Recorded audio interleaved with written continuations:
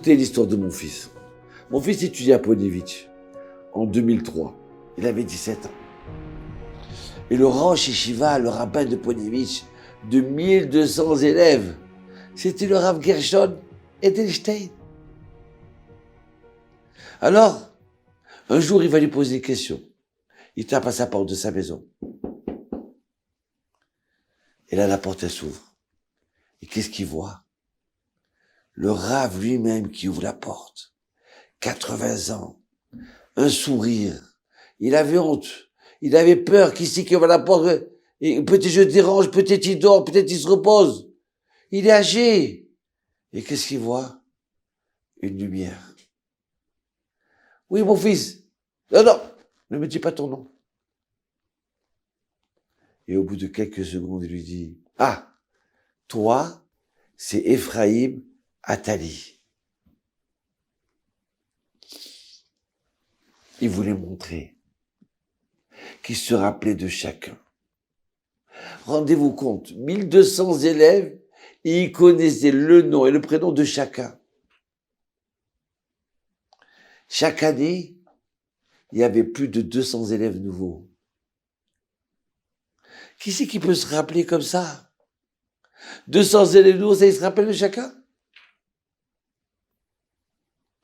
Ouais. Il voulait montrer comment il appréciait. Quoi, tu étudies chez nous? Quoi, ça va, tu comprends? Ça va, tu arrives?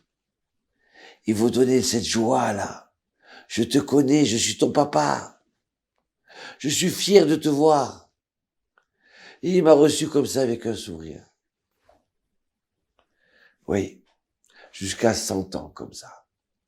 Il faisait attention aux plus petits de la yeshiva. Et Dieu sait comme j'étais petit, moi. Et voilà qu'un jour, j'ai eu un petit problème. J'ai eu un petit problème parce que je voulais repousser un peu mon armée. Donc il fallait remplir les papiers. Donc voilà que je m'assois à la yeshiva. Et d'un seul coup, le Rav, il passe dans les rangs. Alors rendez-vous compte, vous avez une salle avec 1200 personnes en train d'étudier. 1200, Amar Rabbi Akiva, Amar Rabbi Shimon Bar Yochai. Aïe, aïe, aïe, aïe, aïe. Alors on comprend pas qu'est-ce qui se passe. Qu'est-ce que le Rav, il fait dans les rangs là? Et puis d'un seul coup, il s'arrête.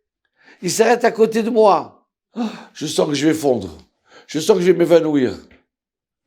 Et il se baisse et il me dit à l'oreille, c'est bon, hein, j'ai réglé la chose, hein.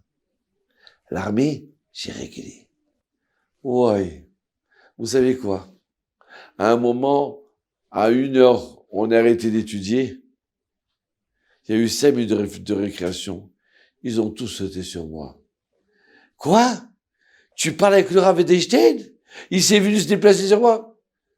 Mais qu'est-ce qu'il t'a dit? C'était quoi? Mais quoi, comme tellement il t'aime? Alors qu'en vérité, c'était moi qui devais me déplacer ce soir pour lui demander, Rav, c'est bon? Il n'a pas attendu que je me déplace le soir ou le lendemain pour lui demander.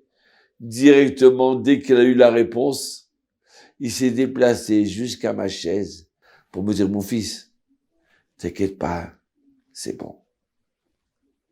80 ans, 90 ans, 100 ans. C'était un Sefer Torah vivant. Un Sefer Torah de morale, de comportement bien. Et quoi? Et si vous savez c'était quoi les élèves de Ponevitch? Et quand il donnait cours, tous les jours, il ratait pas son cours. Amar Rabbi Akiva, et comme ça il a dit le Rashba, et comme ça il a dit Tosfot, et comme ça il a dit Rashi. Une fois, j'ai pris quelqu'un à la yeshiva chez nous, qui avait tellement de discussions. Il m'a dit, écoute, j'en peux plus là. Je croyais que c'était facile de m'asseoir, étudier là. Mais là, j'ai ma tête qui explose. Vous vous rendez compte? Et le Rav, il savait descendre au niveau de chacun. Alors maintenant, il vient et il dit, écoutez bien ce qu'il dit, les quelques paroles qui sont fortes. Je veux pas qu'on se sépare comme ça. Je veux qu'on prenne avec nous quelque chose de très fort. Il dit, le shalom bayit, c'est quelque chose qui est très important. Première chose, pas de reproche à la maison. Première chose, deuxième chose, tu n'es pas d'accord? Très bien. Tu te tais. Tishtok.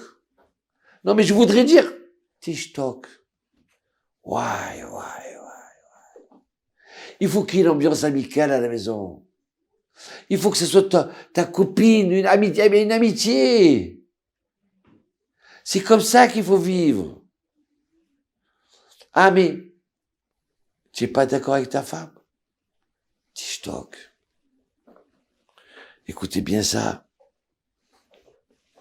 Arrêtez de discuter.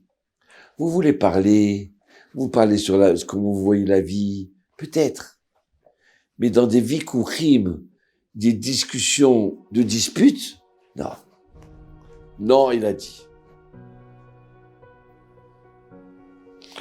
Il dit au contraire, il faut que ça soit amical.